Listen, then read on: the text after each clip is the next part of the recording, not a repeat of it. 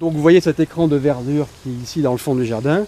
À l'aplomb, là au niveau où il y a le grillage, il va y avoir un trou, une cuve, dans lequel ils vont installer 11 positions de RER, plus une machine à laver, et plus une machine à laver qui fait 90 décibels, plus un atelier de maintenance.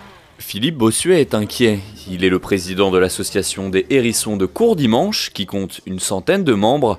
Tous riverains de ce terrain, il milite contre la construction sur cette parcelle d'un garage RER. Une réalisation menée par le syndicat des transports d'Île-de-France pour stocker 11 rames, un projet inadmissible qui ne répond pas aux besoins selon l'association. Il n'y a que 11 positions de stockage et le besoin, c'est pour alimenter la ligne de Cergy-le-Haut, c'est 19 trains. Donc en fait, on sera toujours obligé de faire monter des trains malgré la réalisation de ce projet. Donc à peine commencé, le projet déjà ne répond pas aux besoins, enfin commencé sur le papier, quoi.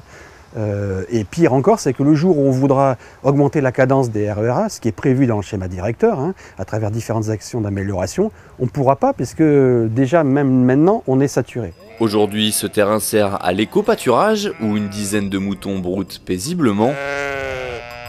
Les riverains craignent avant tout les nuisances visuelles et sonores. C'était pas quelque chose qui était prévu. On est venu assez loin de Paris. Moi, je travaille moi-même sur Paris. Je me suis expatriée, on va dire, aussi loin que ça parce qu'on recherchait un cadre calme et certainement pas d'avoir les nuisances des trains et les nuisances de tout ce qu'il pourrait y avoir avec le projet qui est en cours. Donc c'est effectivement un cadre qu'on recherchait et ce cadre ne sera plus du tout d'actualité avec le projet. Je pourrais plus être dans mon jardin, tranquille. Et je trouve que c'est une trahison puisque ce n'était pas du tout prévu comme ça pour que ce terrain soit affecté à ce type d'activité. Les travaux de ce projet estimés entre 100 et 150 millions d'euros doivent débuter en 2016 pour une livraison en 2020.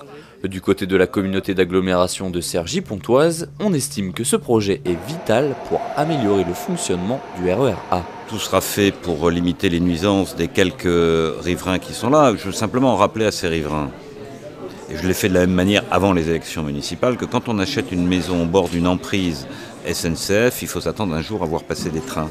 Et en réalité, cette emprise, elle a toujours été affectée à la SNCF. Et aujourd'hui, les choses sont simples. On vit bien à Courdimanche, comme on vit bien en Haute-Cergy, parce qu'il y a des trains.